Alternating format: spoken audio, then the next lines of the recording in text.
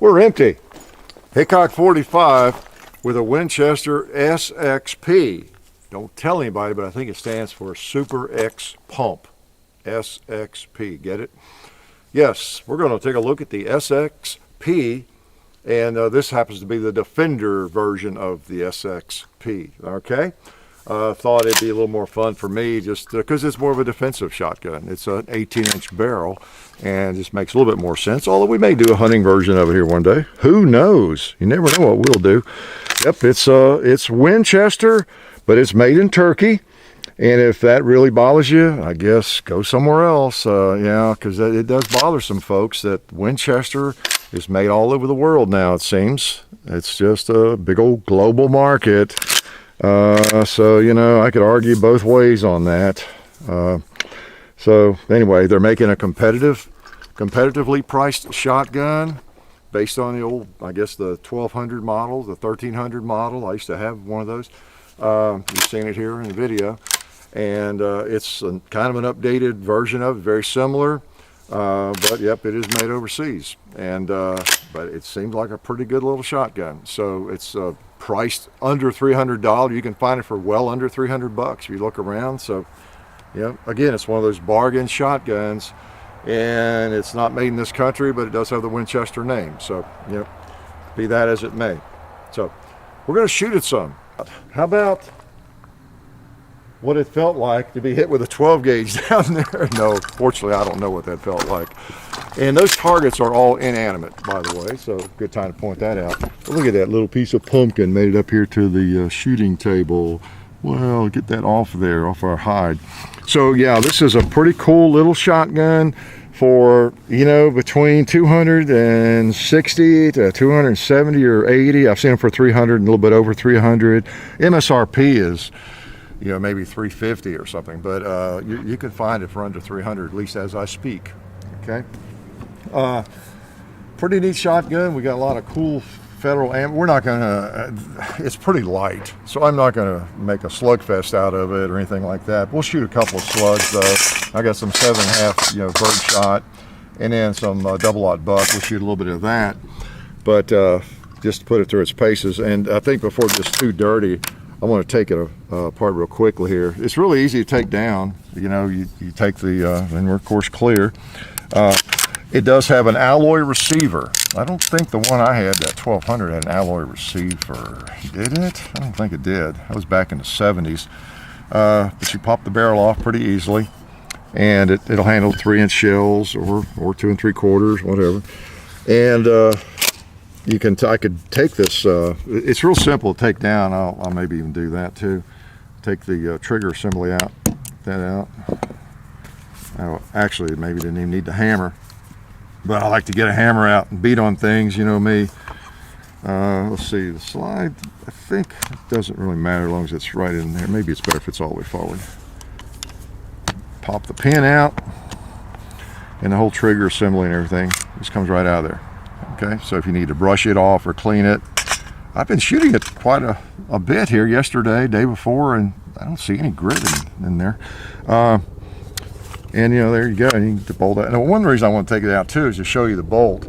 Yeah, it's an alloy receiver like a, you know, a Mossberg or a Benelli, but again, the bolt, see the big 4 locking lugs, they lock into the barrel actually. So you got steel locking into steel. You can see where the lugs lock in, and it turns. It's a rotating bolt, so it's locked in at all those lugs.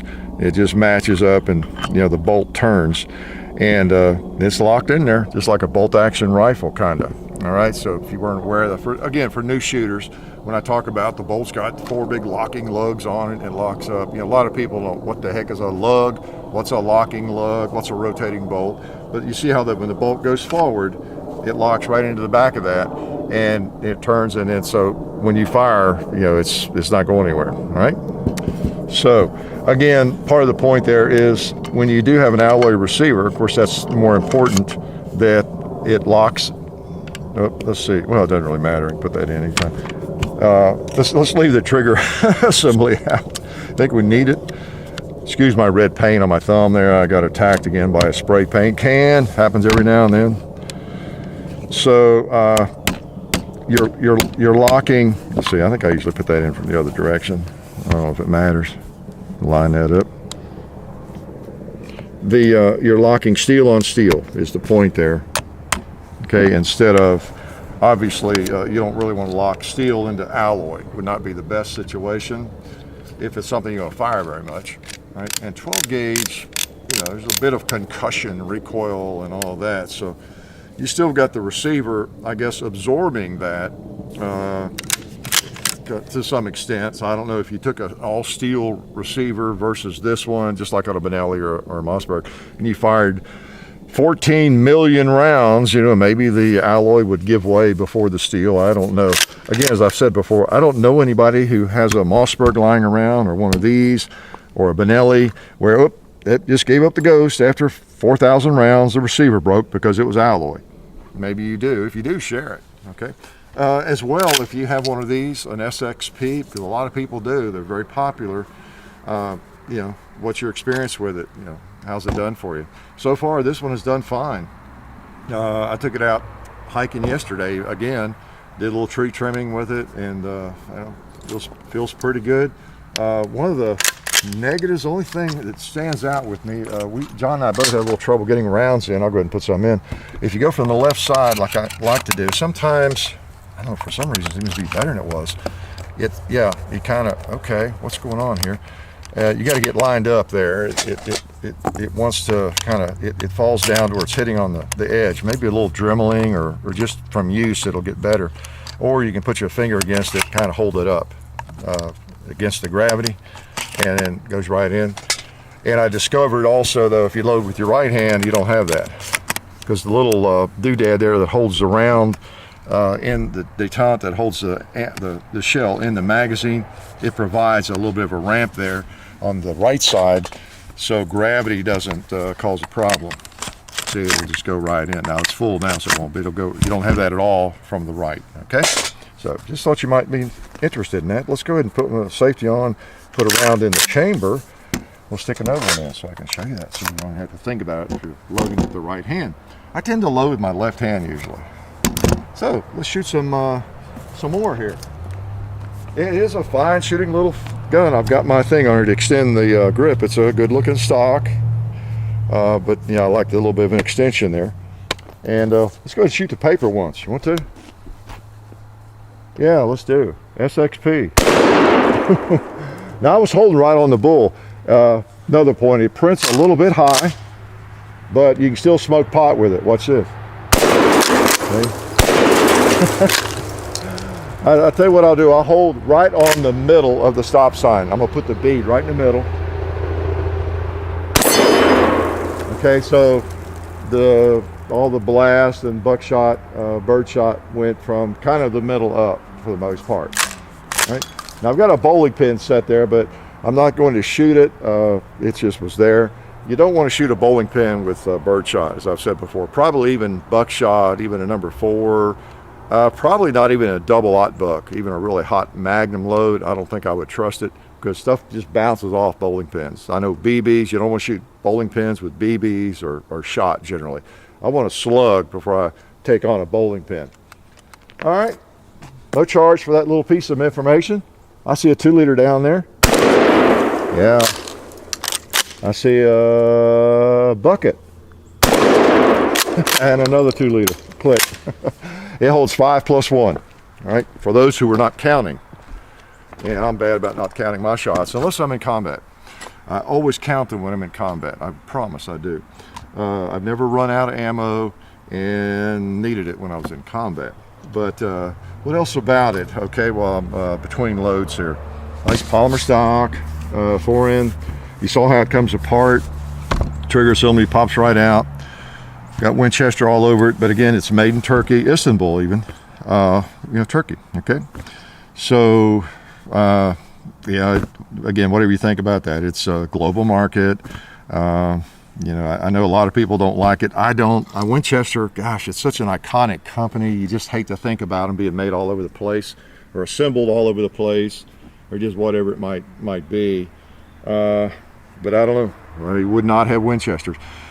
One way to think about these kinds of things, John and I were talking earlier, you know, at least it has the Winchester name. You feel like wherever it's made or wherever they're having it made, if it's Browning or Winchester, you know, which are two iconic American companies that are, you know, put together, made all over the world now, you just hope at least the name still means something. And it does seem to, that if they're contracting with somebody, you know, you get the Winchester name on your shotgun or your rifle or the Browning name, it needs to live up to a certain level there, doesn't it? So you feel like, okay, if I'm going to buy a shotgun or rifle or anything that's made wherever, in Australia or Argentina, Brazil or Kenya, wherever the heck it is on this planet, if it's a name I recognize, you know, like Browning or Winchester, Glock, it's probably going to give me a little confidence, you know, a little bit more than some name I've never heard of. But then again, who knows? There's so many people making firearms now, and some of the companies are brand new to our consciousness, really, in the last 8 or 10 years, that are making, you know, great firearms. So, I don't know, whatever. Just want to mention that because I know that eliminates this as a possibility for some people. Other people don't care. And let's not get into bashing, you know, people around the world. Well, let's get into bashing some targets. How about let's go to some double-aught buck? Okay, we appreciate Federal furnishing all this good stuff. Just so my shoulder can stay exercised, let's just go ahead and put the safety on and pop one in the chamber. And 5 more in here. I don't think these are longer. Should hold 5. 2, 3, 4, 5. I like to practice my counting every now and then. Need that, being from Kentucky. Okay. So we got double-aught buck. Does that mean we need to shoot something different? You know what? That pumpkin thought he was getting away down there, but look where he is. I can still see him. Yeah. Let's hit the cowboy and see how it looks. I'm going to hold a little bit lower so I can hit him right in the middle, maybe. Yeah, I was holding right down there in his crotch. Try the other cowboy. Yeah, and that's what you have to do. I'll try the tombstone there. Okay, so I was trying to hit him in the middle. And I know where to hold in order to do that. And that's what you do. You learn your shotgun. You always want to pattern your shotgun and know where to hold if you're bird hunting or whatever you're doing. Which reminds me, we were going to get the clay pigeon thrower out. Didn't do it. We'll do it on the next shotgun video, okay? We did on the Black Powder 20 gauge. So you just have to know where to hold. And I knew that this pattern is a little bit high, so I was holding on the bottom, basically, of all 3 of those targets. So if a rhinoceros, same with slugs, I've determined, I haven't shot too many slugs through it, a few. But if a rhino was charging me from across the hill over there, determined to kill me, and I had slugs in this thing, I would know I need to, you know, aim a little bit low, or he'll still be coming and kill me. All right? Do rhinos do that sort of thing? Only if provoked, right? You hope. All right, so that was double-aught buck. Let's put a couple of slugs in. How's that? And was there anything else here I was going to mention about it?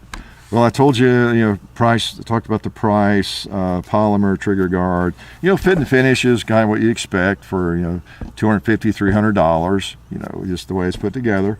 And that's part of the issue we face. If you want to build a competitive shotgun or rifle, whatever it might be, and sell a lot of them, then, you can't have 40 experienced gunsmiths laboring in a factory somewhere and spending hours and hours hand fitting parts and machining the parts out of tool steel. You can't do it. You're talking thousands of dollars per gun in that kind of operation. So, and some companies have figured out how to design the gun or to manufacture it in a way where, those parts can be made as efficiently as possible, as inexpensively as possible, and hopefully made well and put together and work. And it's whoever is the smartest about all that seems to sell the most firearms. A lot of people just don't care. They're not as interested. They just want the thing to work, and they're going to buy it. All right. So anyway, I don't mean to bash it. I mean, a lot of people couldn't care less where the firearm is made as long as it works well. Most of us have firearms made all over the world. if we've been shooting very long. And if you walk through most of our houses, apartments, or whatever, garages, wherever you live, I'm sure there's a lot of stuff made from around the world. We just live in that kind of world today. So let's shoot some slugs, and enough on that.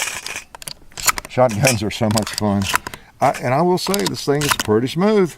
It's a bargain shotgun, and it's lightweight, and so it's going to kick me a little bit here, but it feels good. Let's go over here and wake up the gong with it. Now I've got to aim low.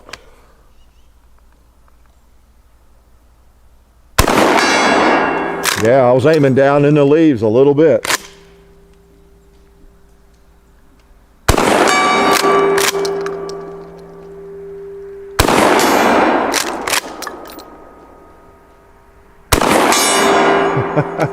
Oh, that one was way up on the edge. But anyway, we hit. I'll try that red square plate from shootsomesteel.com. I'll have to hold down almost on the pig, I think. Yep, right on top of the pig. And I'm empty. So again, you just have to know where to hold. You have to have shot the firearm, shotgun especially, a little bit, and that'll tell you. You know what, we've had kind of a target-rich environment here, as you can see, and I picked up a special target for you all. Hope you appreciate it. All right, can everybody say thank you? It's 5 gallons of water here, and I just knew we were going to be doing a shotgun, and I knew I'd have some slugs. Not that it would necessarily require slugs, but I just thought that might make a good target. Okay, so let's put one on it. All right, everybody get your shower hat on, especially John and me. So where should I hit it to blow it up? About midway? All right. Whoa, took care of it. A slug will tend to do that. Now at that distance and where I hold is pretty irrelevant, okay? And that's the thing about a defensive shotgun. All the stuff I'm talking about, for the most part, the fact that it prints, the pattern's a little high, it's not a big deal, right? Not a big deal for most defensive situations.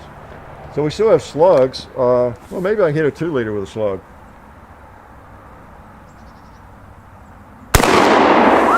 Think it'll break it? Yeah, I took care of that. And maybe I can hit a ram or 2. Oh man, still went over it. I was aiming below him. I'm gonna try the one on the right. It's easier to hit. Wow, still went over it. Hold down a little lower. Yeah, boy. Okay. Really printed higher. That was a joke. Easier to hit. They're all the same distance, same size, and everything. So we might load it one more time. So is there anything else you wanted to know about it? Just go ahead and ask. Speak up though, because I got my earplugs in. Again, as far as me, what I think about it, that's kind of why we do this. Give you our opinions. I talked about the negatives, I guess, where it was made, and that issue if you're loading with your left hand. And that may smooth out. It seems to be better. Just kind of partly a gravity thing there. But, and it's made as inexpensively as possible, but it seems to be made just fine. And the lineage of this gun, I mean, it goes back to a firearm design that has a lot of history, really. A lot of people have had these. These things were used as police shotguns. I had one all through the 70s. It still belongs to my brother-in-law, that same firearm, and we did a video with it, a 1200 or 1200, I think it was.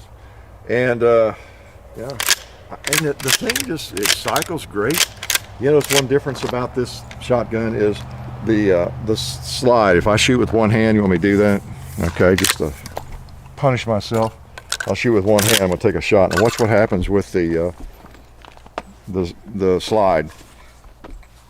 See, I probably shouldn't do this. Okay, here we go. Okay, see the slide came back. That's not a problem with the firearm. It breaks loose when you shoot. and it's supposed to aid, you know, actually getting the next one up. So you pull the trigger, and they're ready to go. You don't have to push it forward at all or anything like that. So that's by design. I would only do that with birdshot, you know. I mean, it's smooth. Overall, I'm fairly impressed with it for the price. Okay, all else, you know, being equal, for the price of the firearm, the shotgun, I mean, it's something I would consider for just a knock-around shotgun, or for a specific purpose where you want a shotgun there. You don't want an expensive one. Maybe, I don't know, you feel like it's more likely to be damaged or stolen or something. You know, we always use that term truck gun, you know. You know, it's cheap, but it's a Winchester, the Winchester design, and it feels good. I'm gonna load it one more time because I'm enjoying shooting the thing, if you don't mind. Okay, yeah, we'll put some birdshot in there, safety on. 5 + 1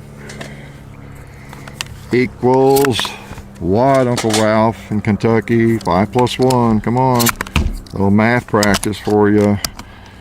Yeah, it's 6. He'd never get. Now what am I doing? Am I struggling again? Generally, there's no problem. Yeah, okay. But good job. Load him up. Got a strong spring. You like to see that, don't you? My red paint on my thumb looks like I've been bleeding there from loading the shotgun.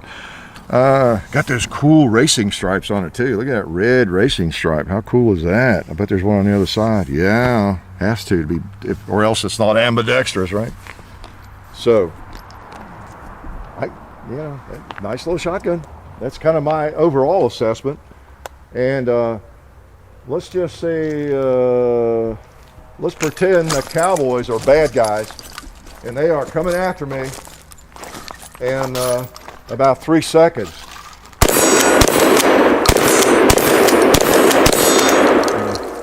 So, you know, it just handles nicely. Yeah, you work the slide nicely. It feels solid, but yet it's smooth. So I don't know, it might fall apart after 1,000 rounds, but I'll tell you, I don't think it would. I think for the money, it would be a viable choice. You know, again, unless you are determined to have a USA-made, you know, shotgun. So, I mean, you know, the Mossberg 500 for you know, whatever they run now would be a little more expensive, I guess. Or 590, of course, more expensive. You might rather, you know, save up a little more and get one of those. But it's a darn nice little shotgun, and it's just an option, another option out there. Like I hear all the time, everybody can't afford a $400 gun or a $300 gun, and this is one you could obtain for under, you know, $300 even. So pretty neat little gun. I'm a little partial to it, I'll have to say. Maybe because I started out with one of these, and you know, that the model 1200 or 1300, whichever one it was. It, you know, had wood, and you know, I guess it was alloy. Gosh, I'm not sure to tell you the truth now, but I'm kind of partial to it. I always liked the way the slide worked on it. It just always felt good to me. It was simple. Now, there's not a lot of accessories for these. You can't really accessorize them much. That's one of the disadvantages too. So if you just want a basic shotgun, though, for a good price, it might be something worthy of your investigation. So glad you came out to see the video. It's a pretty day. I knew a lot of you would be here. We're really glad to see you. So appreciate all the support we get from you all. And I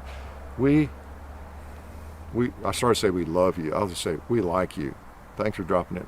Life is good.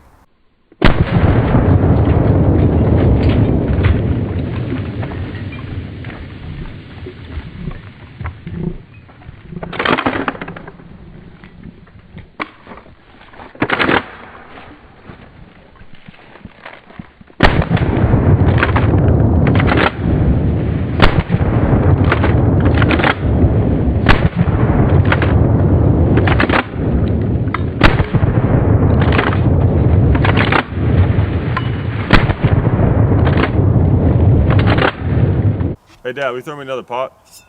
All right, cool.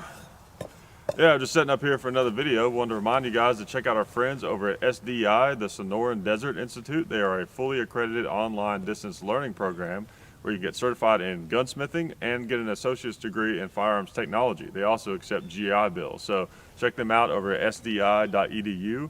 And also check out our friends at vaultexsafe.com. You've seen the pistol safes on the main shooting table in some of our videos, so check them out if you need one of those. And also go to hickok45.com, and you can find basically everything that you need to know about us. You can see all of our various supporters over there and stay up to date on our Facebook pages and Twitter, Hickok45 on Facebook, The Real Hickok45 at Instagram.